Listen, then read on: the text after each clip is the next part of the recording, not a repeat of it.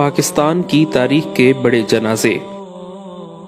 امام احمد بن حنبل رحمۃ اللہ علیہ نے فرمایا تھا کہ ہمارے جنازے ہماری حقانیت کا فیصلہ کریں گے۔ جب ان کا انتقال ہوا تو بغداد میں لاکھوں افراد ان کے جنازے میں شریک ہوئے اور اس جنازے کی شان دیکھ کر ہزاروں غیر مسلموں نے اسلام قبول کر لیا۔ 21 اکتوبر 1929 بروز جمعرات کو میاں والی جیل میں غازی علم الدین کو گستاخ رسول راج پال کو قتل کرنے کے جرم میں پھانسی دے کر شہید کر دیا گیا۔ غازی علم الدین شہید کو پھانسی کے بعد برطانوی حکومت نے ان کی میت بغیر نماز جنازہ جیل کے قبرستان میں دفنا دی، جس پر مسلمانوں نے شدید احتجاج کیا اور علامہ محمد اقبال نے ایک مہم چلائی اور آخرکار 15 دن بعد جب غازی علم الدین شہید کی میت کو قبر سے نکالا گیا تو ان کا جسد خاکی پہلے دن کی طرح تر و تازہ تھا۔ دسمبر کی ایک یخ بستہ صبح کو لاش گاڑی میں لاہور لائی گئی۔ شہید کا جنازہ لاہور کی تاریخ کا سب سے بڑا جنازہ کہلاتا ہے۔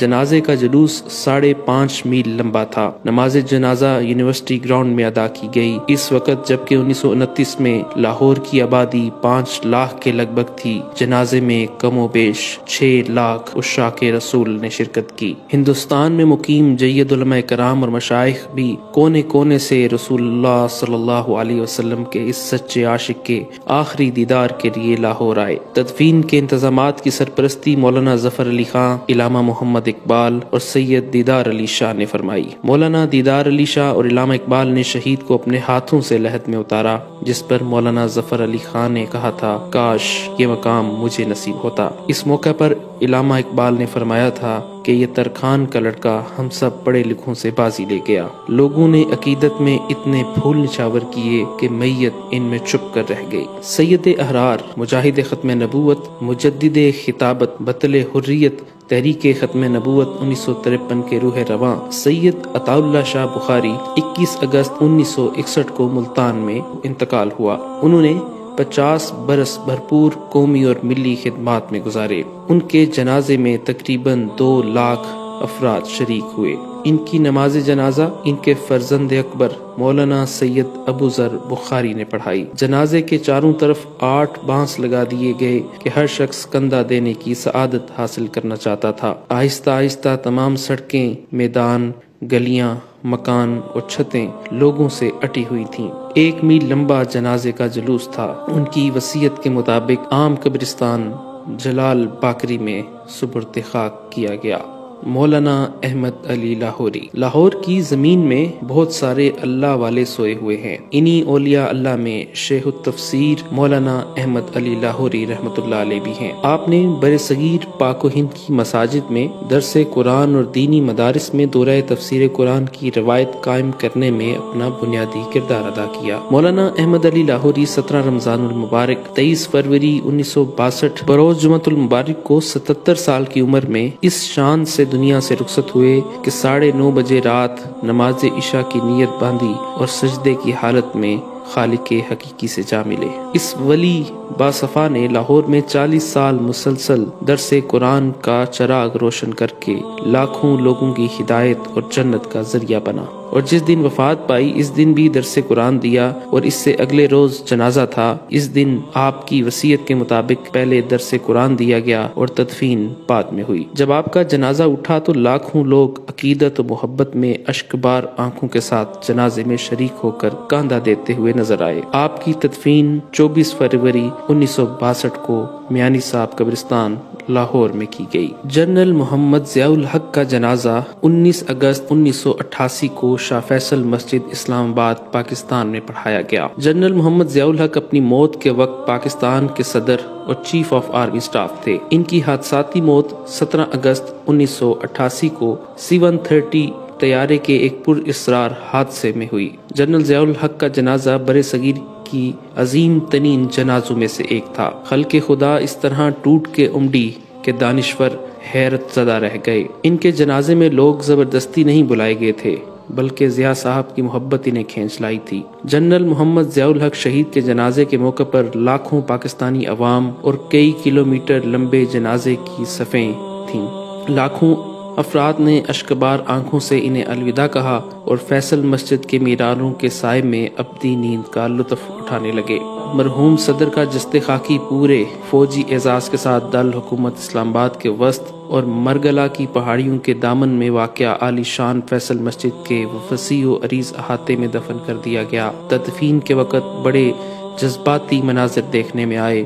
10 لاکھ سے زیادہ سوگواران سسکیاں بھرتے اور آہیں کھینچتے جنرل ضیاء کے تابوت کو اپنی آخری منزل کی طرف جاتا دیکھ رہے تھے۔ لاکھوں پاکستانی اپنی ٹیلی ویژن سکرینوں پر تجہیز و تدفین کے آخری رسومات کو مبہوت تماشائی بنے دیکھ رہے تھے۔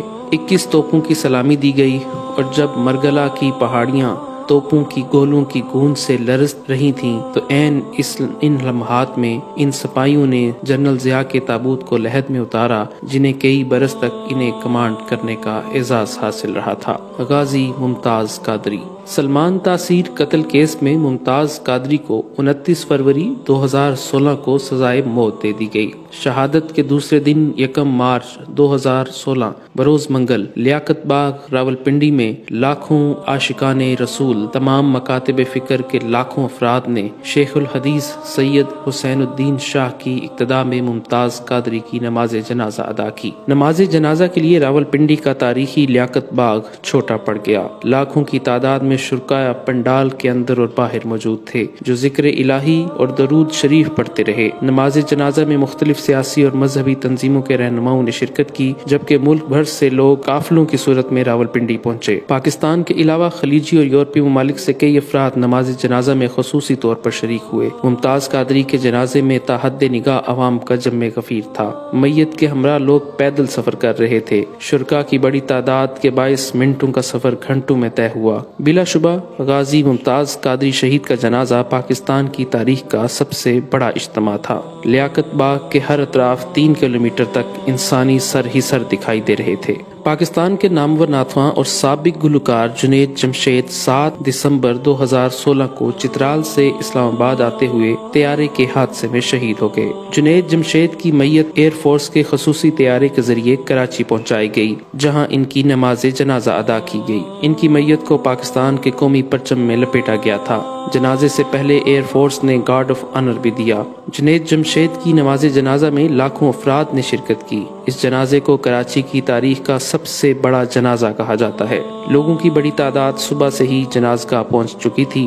AKD گراؤنڈ میں ہر طرف سر ہی سر نظر آ رہے تھے۔ ملک کے معروف مذہبی اور سیاسی شخصیات، تینوں مسلح افواج کے اعلیٰ عہدیداروں، کرکٹروں، کھلاڑیوں اور مختلف پیشوں سے وابستہ افراد، معروف تاجروں اور صنعت کاروں سمیت لاکھوں افراد نے نماز جنازہ میں شرکت کی۔ جنازگاہ میں تل دھرنے کی جگہ نہیں تھی اور گراؤنڈ کی حدود سے باہر بھی جمع غفیر موجود تھا۔ اس کے بعد جنید جمشید کے جسد خاکی کو کرنگی انڈسٹریل ایریا میں واقع جامعہ دارالعلوم کراچی میں سپرد خاک کر دیا گیا۔ مولانا عبد الوہاب پاکستان کی تبلیغی جماعت کے تیسرے امیر تھے۔ تبلیغی جماعت کا حصہ بن کر 80 سال دعوت و تبلیغ میں گزارنے والے مولانا عبد الوہاب المعروف حاجی عبد الوہاب نومبر 2018 کو طویل علالت کے بعد 96 برس کی عمر میں خالق حقیقی سے جا ملے۔ لگ بھگ 20 برس سے ویل چیئر پر آئے اور برسوں دمے جیسے موذی مرض سے لڑتے رہنے کے باوجود حاجی عبد الوہاب نے آخری سانس تک شرعی احکامات کی پاسداری کو مقدم رکھا۔ ان کے انتقال کی خبر ملتے ہی پاکستان سمیت دنیا بھر سے لاکھوں لوگ رائیونڈ پہنچنا شروع ہو گئے